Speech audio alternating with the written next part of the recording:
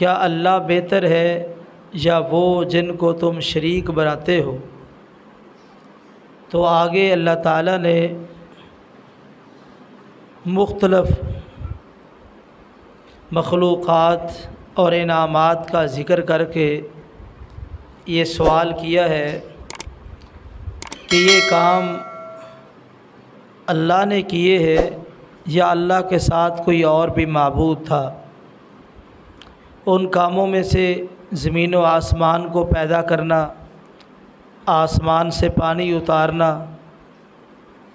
اور اس کے ذریعے سے رونق والے باغات اگانا۔ اللہ فرماتے ہیں تم ان باغوں کو نہیں اگا سکتے تھے۔ اسی طرح زمین کو قرار والا بنانا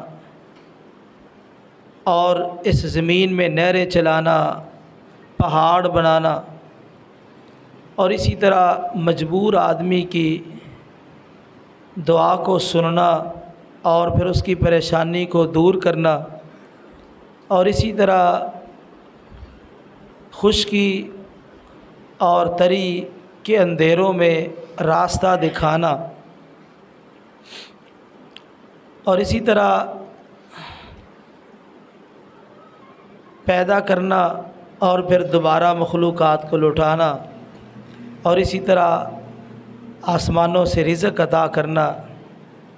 یہ ساری چیزیں اور یہ سارے کام اللہ تعالیٰ نے بار بار یہ سوال کیا ہے اَإِلَٰهٌ مَّعَ اللَّهِ، کیا یہ کام اللہ کے علاوہ کوئی اور کرنے والا ہے یا اللہ کے ساتھ کوئی شریک ہی ہوا ہو؟ کوئی ایسا نہیں ہے، صرف اور صرف یہ اللہ نے کیے ہیں۔ تو اس سے پتہ چلا کہ اللہ بہتر ہے، جن کو لوگوں نے شریک بنایا ہے وہ کوئی حیثیت نہیں رکھتے۔ آگے اللہ تعالیٰ نے اس بات کا ذکر کیا قُلْ لَا يَعْلَمُ مَنْ فِي السَّمَاوَاتِ وَالْأَرْضِ الْغَيْبَ إِلَّا اللَّهُ، کہہ دیجئے زمین و آسمان کا غائب اللہ کے سوا کوئی نہیں جانتا۔ دیکھیے عقیدہ الوہیت کے ساتھ علم غیب کے مسئلے کو بیان کیا گیا۔ اس میں نقطہ یہ معلوم ہوا کہ معبود وہ ہوتا ہے جو عالم الغیب ہو، جسے پتہ ہونا چاہیے کون ضرورت مند ہے، اسے کتنی ضرورت ہے، کس کس چیز کی ضرورت ہے۔ جب اسے علم ہوگا، اور اسی طرح پکارنے والا کون ہے اسے علم ہونا چاہیے۔ جب علم ہوگا تو اس کے بعد ہی وہ اس کی حاجت روائی اور مشکل کشائی کر سکے گا۔ تو اس لیے یہ اللہ کی صفت ہے عالم الغیب ہونا، یہ مخلوق میں سے کسی کی صفت نہیں۔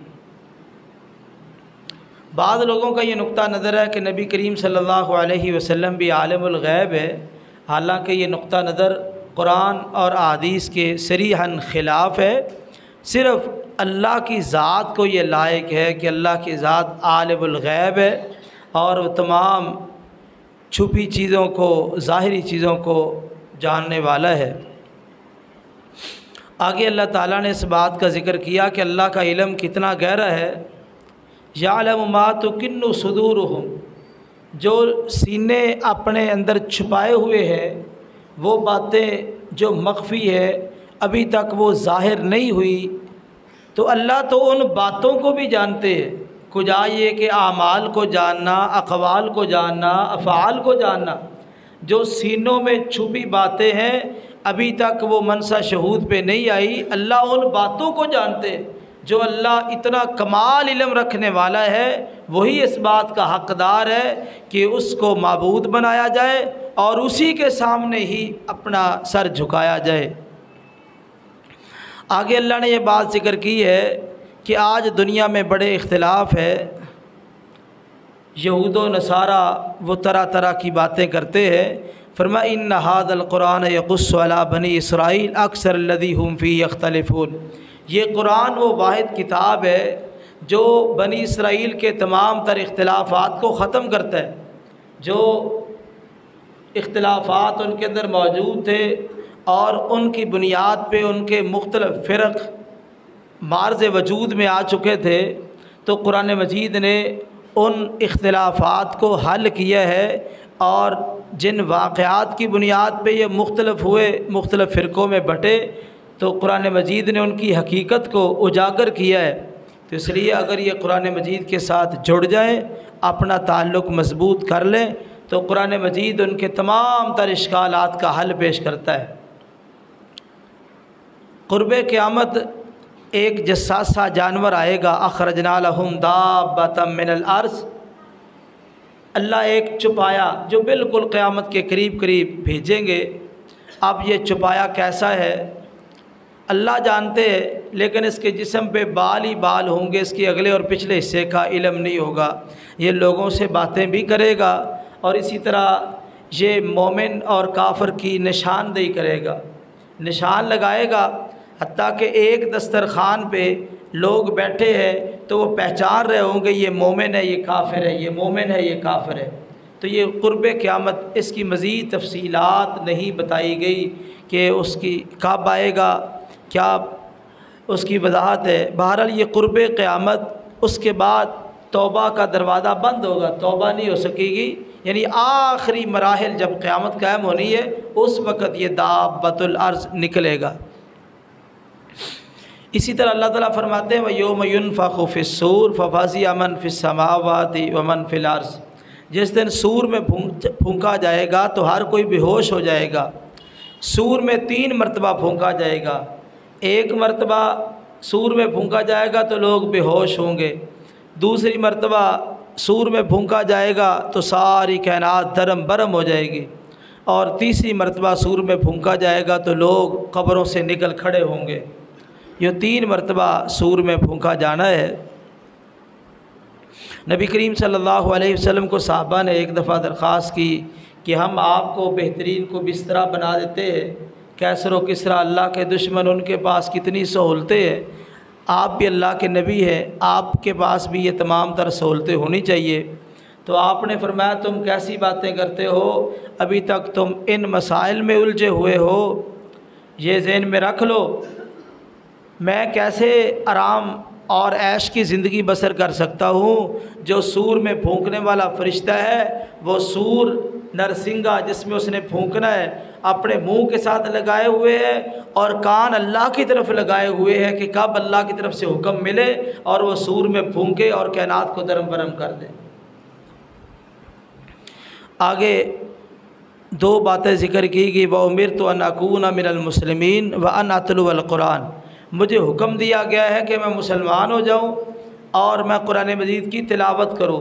آگے فَمَنِ اهْتَدَىٰ، ہدایت کا ذکر کیا گیا، تو اس سے پتہ چلا ہدایت اسی انسان کو ملتی ہے جو اپنے آپ کو مسلمان بنا لے اور قرآن مجید کے ساتھ تعلق قائم کر لے۔ مسلمان اپنے آپ کو بنا لے اور قرآن مجید کے ساتھ تعلق جوڑ دے، اسی آدمی کو ہدایت ملتی ہے۔ جو آدمی قرآن کے ساتھ تعلق نہیں جوڑتا یا کلمہ پڑھ کے دائرہ اسلام میں داخل نہیں ہوتا، اس آدمی کو ہدایت نہیں ملتی۔ سورہ قصص میں اللہ تعالیٰ نے بنی اسرائیل کا ذکر کیا کہ یہ بنی اسرائیل جو تھے مصر کے اندر ظلم و ستم کی چکی میں پس رہے تھے، ہم نے ارادہ کیا کہ ان پر احسان کرے اور ان کو اس ظلم سے نجات دے۔ بالآخر اللہ تعالیٰ نے موسیٰ علیہ السلام کی پیدائش کا ذکر کیا ہے، یعنی ان کے ذریعے سے ہی اللہ نے ان کو نجات دی ہے۔ جب موسیٰ علیہ السلام پیدا ہوئے اس وقت بچوں کو قتل کیا جا رہا تھا، کیونکہ نجومیوں نے کہا تھا کہ ایک بچہ پیدا ہونے والا ہے جو تیری سلطنت کو برباد کر دے گا، تو فرعون نے اس وجہ سے بچوں کے قتل شروع کروا دیے تھے۔ بچے قتل ہوتے اور بچیوں کو زندہ باقی رکھتے تھے۔ تو موسیٰ کو یہ بات کہی گئی کہ تو نے پریشان نہیں ہونا، ڈرنا بھی نہیں ہے اور غم بھی نہیں کھانا، تو اس کو دودھ پلا، اور جب تجھے خطرہ لاحق ہو تو ایسے کرنا، اس کو صندوق میں بند کر کے دریا کی موجوں کے حوالے کر دینا۔ دیکھیے اللہ تعالیٰ نے ماں کی محبت ایسی بنائی ہے، جب بچہ روتا ہے، پریشان ہوتا ہے، گھبراتا ہے، ماں اٹھا کے سینے سے لگا لیتی ہے، لیکن یہاں معاملہ الٹ ہے۔ اللہ کہتے ہیں جب تو گھبرائے ڈرے اس بچے کو صندوق میں بند کر کے دریا کے حوالے کر دینا۔ تو اس سے نقطہ یہ ملا کہ ساری کائنات کی مائیں جمع ہو جائیں، وہ اپنے بچوں سے اتنا پیار نہیں کر سکتی جتنا پیار اللہ اپنے بندے سے کرتا ہے۔ اگر اس مسئلے کا ہمیں علم ہو جائے کہ اللہ ہم سے کتنی محبت کرتا ہے تو ہم اللہ کے سوا کسی سے محبت ہی نہ کریں۔ یعنی ماں دنیا کے اندر مثالی پیار کرتی ہے، ساری دنیا کی مائیں جتنی ہیں وہ کتنا پیار، ان کا سارا پیار اکٹھا کر لو، اللہ ان سے بھی زیادہ پیار کرتے۔ یہ کئی لوگ بیان کرتے 70 ماؤں سے زیادہ اللہ پیار کرتے ہیں۔ 70 کیا ہے؟ پوری دنیا کی مائیں جمع ہو جائیں، ان کا پیار اکٹھا کر لو، اللہ کے پیار کا مقابلہ نہیں ہو سکتا۔ خیر، اللہ نے 2 وعدے کیے، کہا تو نے پریشان نہیں ہونا، اِنَّا رَادُوهُ إِلَيْكَ۔ پہلی بات تو یہ ہے کہ ہم اس موسیٰ کو تیری طرف واپس لوٹائیں گے۔ دوسری بات یہ ہے وَجَاعِلُوهُ مِنَ الْمُرْسَلِينَ، اس نے تو رسول بننا ہے، اس نے تو بڑا ہو کے رسول بننا ہے، تو پریشان نہیں ہونا، گھبرانا نہیں ہے۔ خیر، ماں نے صندوق میں بند کر کے دریا کی موجوں کے حوالے کر دیا۔ اپنی بیٹی مریم کو کہا، موسیٰ علیہ السلام کی جو ہمشیرہ تھی، کہ ایسے کرنا کہ تو دریا کے کنارے کنارے اس انداز سے چلنا کسی کو پتہ نہ چلے کہ صندوق کے ساتھ اس کا کوئی تعلق ہے۔ دیکھیے، اللہ کام لینے پہ آ جائے تو جس سے چاہے مرضی لے لے، مالک کی مرضی ہے۔ اب یہ چھوٹی سی بچی ہے، کوئی زیادہ عمر تو نہیں ہے، لیکن اللہ تعالیٰ نے اس بچی سے کام لے لیا، اس کو ماہر جاسوس بنا دیا، اور کتنے پیارے انداز سے اس نے جاسوسی کی ہے۔ کہتے ہیں ہر کامیاب آدمی کے پیچھے کسی عورت کا ہاتھ ہوتا ہے، تو دیکھیے موسیٰ علیہ السلام کی کامیابی کے پیچھے ان کی ہمشیرہ کا کردار ہے، ہمشیرہ نے جاسوسی کی۔ خیر، فرعون کے محلات کے قریب جب یہ صندوق پہنچا تو پتہ چلا تو اس کو پکڑا گیا۔ جب صندوق کھولا تو بیچ میں سے یہ بچہ نکلا۔ بی بی آسیہ کو پتہ چلا، اس نے کہا لا تقتلوہ، اسے قتل نہیں کرنا، عسیٰ ان ینفعنا، شاید کہ ہمیں نفع دے۔ اولاد نہیں تھی فرعون کے پاس، شاید کہ ہمیں نفع دے۔ اب بی بی آسیہ کہہ رہی ہے کہ ہمیں نفع دے، فرعون نے نہیں کہا، لیکن بی بی آسیہ کہہ رہی ہے، اور اللہ تعالیٰ نے واقعتاً بی بی آسیہ کو نفع دیا۔ اللہ نے اس کو اسلام کی دولت سے مالا مال کیا، موسیٰ علیہ السلام کے ذریعے سے اتنا بڑا نفع دیا کہ بی بی آسیہ کو جہنم سے نکال کے جنت میں داخل کر دیا۔ دوسری بات تو کہا قرۃ عین لی ولک، یہ میری اور تیری آنکھوں کی ٹھنڈک ہے، میری اور تیری آنکھوں کی ٹھنڈک ہے۔ تو فرعون نے نہیں کہا، یہ بی بی آسیہ نے کہا، واقعی بی بی آسیوں کی آنکھوں کی تو ٹھنڈک بن گئی، ان کو موسیٰ علیہ السلام کی وجہ سے ہدایت مل گئی۔ ایک بات، دوسری بات یہ ہے، اس سے نقطہ ملا، دیکھو فرعون کا اور اس کی بیوی کا آپس میں پیار کتنا ہے۔ کہا میری اور تیری آنکھوں کی ٹھنڈک، یعنی میری پسند تیری پسند، تیری پسند میری پسند۔ فرعون اپنی بیوی سے اتنا پیار کرتا ہے۔ ہم مسلمان ہیں، نبی کریم صلی اللہ علیہ وسلم نے ہمیں بڑی تاکید کی ہے عورتوں کے ساتھ اس نے سلوک کرنے کی، تو ہم بھی بحیثیت انسان مسلمان اپنی بیویوں سے محبت کرے، ان کے ساتھ اس نے سلوک کیا کرے۔ وہ کافر ہو کے اپنی بیوی سے اتنا پیار کر رہا ہے، ہم مسلمان ہو کے بیویوں سے پیار نہیں کرتے، تو ان سے محبت کرنی چاہیے۔ تو یہ اپنا گھر بار چھوڑ کے، ماں باپ چھوڑ کے آپ کے پاس آئی اللہ کے حکم کی وجہ سے، تو ان کو ایسی محبت دینی چاہیے کہ یہ زندگی بھر پریشان نہ ہو۔ خیر، دودھ پلانے کا مسئلہ آیا تو اس وقت جتنی بھی دائیاں یہ اللہ فرماتے ہیں کہ ہم نے موسیٰ علیہ السلام کے دل میں بات القاء کر دی کہ کسی کا دودھ نہیں پینا۔ بالآخر اس بچی نے بتایا کہ ایک گھر والے ہیں، وہ بڑے خیر خواہ ہے۔ بچی کا مطلب یہ تھا کہ بچے کے خیر خواہ ہے، سننے والے یہ سمجھ رہے تھے فرعون کے خیر خواہ ہے۔ تو ایسے مواقع پر ایسی بات ہو سکتی ہے جو ذو معنی ہو تاکہ آدمی فتنے سے بھی بچ جائے، مقصد بھی پورا ہو جائے۔ خیر، اللہ نے اپنے وعدے کے مطابق موسیٰ علیہ السلام کو واپس ماں تک پہنچایا، اللہ نے اپنا وعدہ پورا کیا۔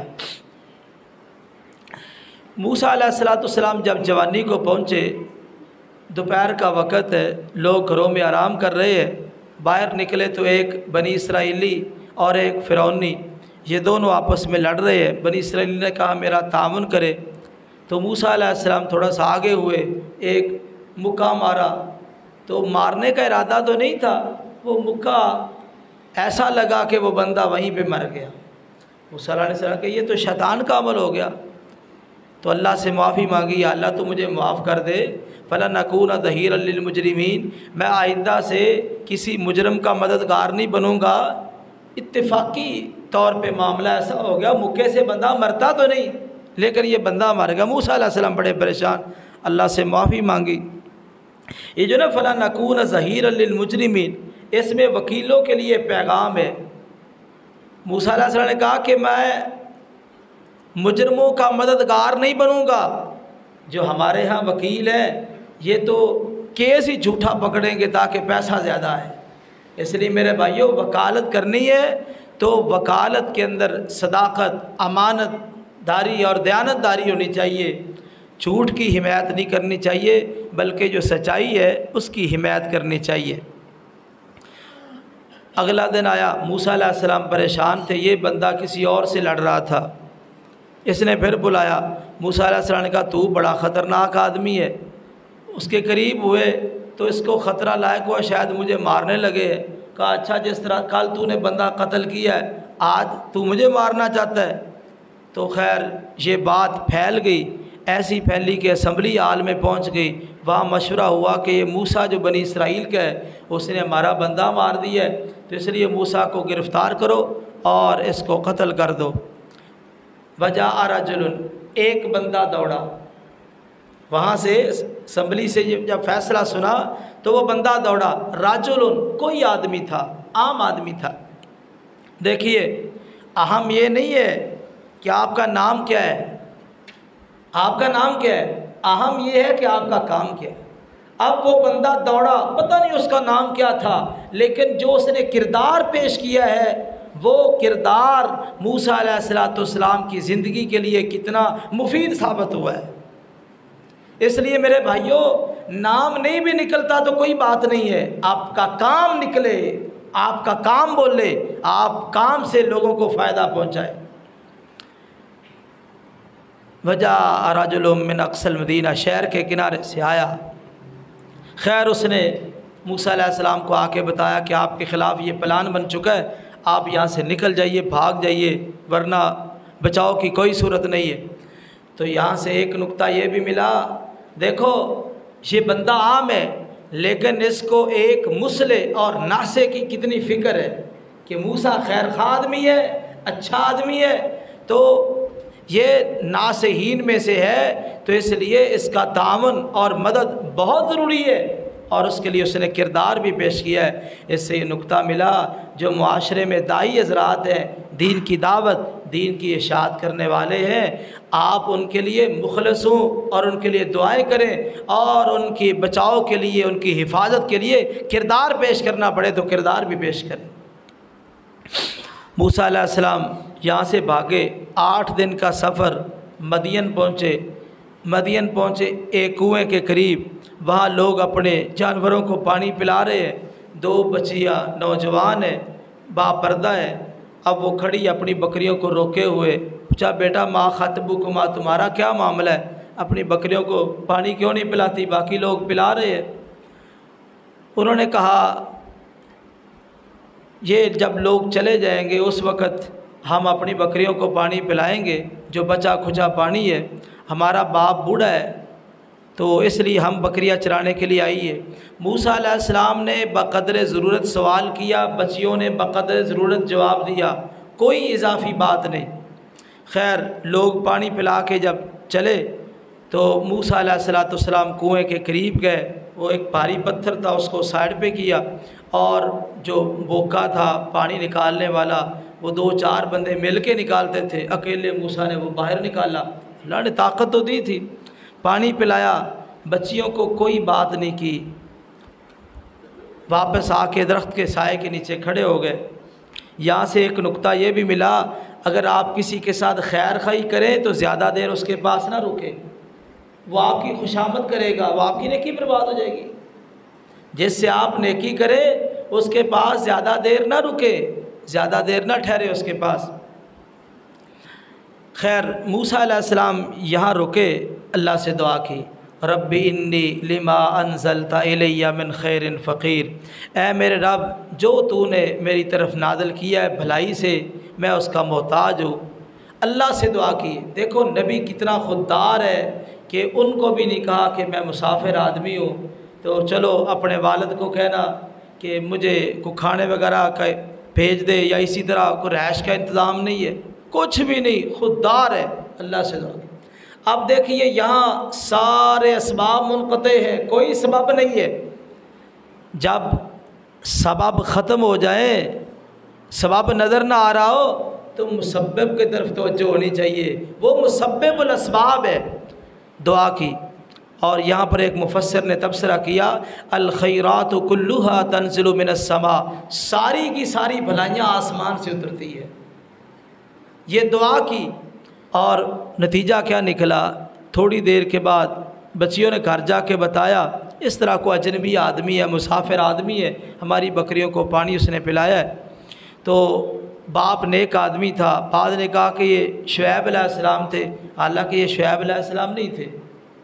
یہ مفسرین کی کوتاہی ہے، شعیب علیہ السلام کا زمانہ اور ہے، موسیٰ علیہ السلام کا زمانہ اور ہے، ان میں بڑا بعد ہے، بڑا فرق ہے۔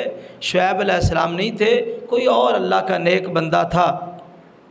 اس نے کہا کہ ایک بچی کو بھیجا جاؤ، بلا کے لاؤ۔ یہ بچی چلی، فجاءت احداہما تمشی علی استحیاء، حیا کی چال چل کے آ رہی تھی۔ دیکھو اللہ کو اس کا چلنا اتنا پسند آیا، اللہ نے قرآن کے الفاظ بنا دیے، اتنا حیا۔ یہ آج کل بچیوں کے فیشن ہی ختم نہیں ہوتے، اور اس حیا کی برکت سے اللہ نے پتہ ہے اس بچی کو کیا مقام دیا، اس نے حیا اختیار کیا، اللہ نے اس بچی کو یہ شرف دیا کہ ایک نبی سے اس کی شادی ہو گئی۔ اللہ اکبر، ایک نبی سے شادی، کہاں یہ عام بچی، کہاں اللہ کا نبی کلیم اللہ موسیٰ علیہ السلام، ایک نبی سے شادی ہوگی۔ حیا کا اللہ نے دنیا میں فائدہ دیا۔ اس لیے جو بچیاں چاہتی ہیں مجھے نیک خامد ملے، ان کو با حیا رہنا چاہیے۔ جو نوجوان چاہتے ہیں ہمیں نیک بیویاں ملے، انہیں بھی با حیا رہنا چاہیے۔ اللہ حیا کا صلہ ضرور دیتے ہیں۔ خیر موسیٰ علیہ السلام چل پڑے، جب پہنچے ملاقات ہوئی ان کے والد کے ساتھ، سارا واقعہ سنایا تو انہوں نے کہا آپ پریشان نہ ہو، یہ دوسرا علاقہ ہے، یہاں پہ فرعون کی حکومت نہیں ہے، تو آپ ہمارے پاس رکے۔ اور ایک بچی کہنے لگے ابا جان اس کو مزدور ہی رکھ لیں۔ کیوں؟ مزدور رکھنے کے لیے جو 2 خوبیوں کی ضرورت ہوتی ہے نا وہ اس کے اندر موجود ہے۔ وہ کون کون سی؟ القوی الامین، ایک تو اس کے اندر صلاحیت موجود ہے، دوسرا یہ امانت دار ہے۔ دیکھو اس نے کوئی خیانت نہیں کی، موسیٰ علیہ السلام نے جو حیا سے کام لیا، بچیوں سے کوئی اضافی بات نہیں کی، پوری امانت داری کے ساتھ، کوئی خیانت نہیں کی، نہ آنکھوں کی خیانت ہے نہ زبان کی خیانت ہے۔ اللہ تعالیٰ نے فوری اس کا صلہ دیا۔ اس لیے آپ نے مزدور رکھنا ہو، یہ 2 چیزیں معیار ہیں، مزدور طاقتور ہو اور دوسری بات امانت دار ہو۔ بات طے ہو گئی، اس آدمی نے کہا میں 2 بچیوں میں سے ایک ہی آپ کے ساتھ شادی کرتا ہوں، اور آپ نے 8 سال تک بکریاں چرانی ہے، اگر 10 سال تک چرائیں تو یہ آپ کی طرف سے ہے۔ تو یہ سارے معاملے طے کو موسیٰ علیہ السلام نے بھی تسلی دی، آپ کو میری طرف سے پریشانی نہیں ہوگی، انشاءاللہ آپ مجھے صالحین میں سے ہی پائیں گے۔ تو یہ موسیٰ علیہ السلام نے 8 سال پورے کیے کہ 10 سال؟ مفسرین کہتے ہیں کہ 10 سال ہی پورے کیے، کیونکہ جو نبی ہوتے ہیں نا وہ اپنے فرائض سے اضافی کام کرتے ہیں، تو 8 سال تو فرض تھے نا، تو 2 سال اضافی تھے، تو انہوں نے اضافی کام 10 سال پورے کیے۔ واپس آئے تو اللہ نے نبوت عطا کر دی، کہا فرعون کی طرف جاؤ۔ تو کہا میرے ساتھ میرے بھائی ہارون کو بھیجو، ہوا افصح منی لسانا، وہ زبان کے اعتبار سے زیادہ فصیح ہے۔ یہاں پہ نقطہ دیکھو، موسیٰ علیہ السلام بھی اللہ کے نبی ہے اور ہارون کو بھی اللہ نے نبی بنایا۔ ایک دائی دوسرے دائی کی صلاحیتوں کا اعتراف کر رہا ہے۔ یا ہمارے ہاں کوئی ایک مولوی صاحب ہو نا، دوسرے مولوی کی صلاحیتوں کا اعتراف نہیں کرتے نا، نہیں جو کچھ میں ہوں وہ دوسرا تو نہیں ہو سکتا نا، نہیں، ایک دائی دوسرے دائی کی صلاحیتوں کا اعتراف کر رہا ہے، تو اس لیے ہمیں بھی جو نا ان چیزوں کا اعتراف کرنا چاہیے۔ اور اسی طرح آگے قارون کے حوالے سے یہ بات ذکر کی گئی۔ قارون کو یہ موسیٰ علیہ السلام کا چچا زاد بھائی تھا، بہت مالدار تھا، مسلمان تھا، تو یہ زکوٰۃ کی وجہ سے کافر بن گیا۔ اس کو سمجھانے والوں نے سمجھایا کہ اللہ نے تجھے مال دیا ہے، اس مال کے ذریعے سے اپنی آخرت بہتر بنا لے، اللہ کا حصہ اس کو نہ بھلا بلکہ اسے نکال، اور اسی طرح زمین کے اندر فساد نہ مچا۔ تو اس نے کہا انما اوتیت علی علم عندی، یہ تو میرے علم کا کمال ہے کہ مجھے مال ملا ہے۔ 4 کلمے اللہ کو پسند نہیں ہے۔ آنا، یہ ابلیس نے کہا تھا، آنا خیر من، میں سے بہتر ہو۔ اور اسی طرح نحنو، یہ قوم سمود نے کہا تھا، قوم عاد نے، ہم بڑے قوت والے ہیں، اللہ نے ان کو بھی ہلاک کیا۔ اور اسی طرح فرعون نے کہا تھا الیس الملک لی، یہ مصر کی بادشاہی میرے لیے نہیں ہے، تو اللہ نے اس کو بھی ہلاک کر دیا۔ تو اس نے کہا اندی، میرے پاس جو خزانے ہیں اللہ کا کمال نہیں ہے، یہ تو میری محنت ہے۔ خیر اللہ نے برباد کر دیا۔ آگے یا لیت لنا مثل ما اوتی قارون، بندہ کئی دفعہ دعا کرتا ہے قبول نہیں ہوتی، اس میں اللہ کی حکمت ہوتی ہے۔ یہاں بھی دعا کرنے والوں نے دعا کی، اے اللہ جس طرح قارون کو خزانے ملے ہمیں بھی خزانے مل جائے، اللہ نے دعا قبول نہیں کی۔ اب قارون کے خزانے تو اس کے لیے وبال جان بن گئے، تو اس لیے اللہ دعا نہیں قبول کرتے، تو اس میں حکمت ہوتی ہے۔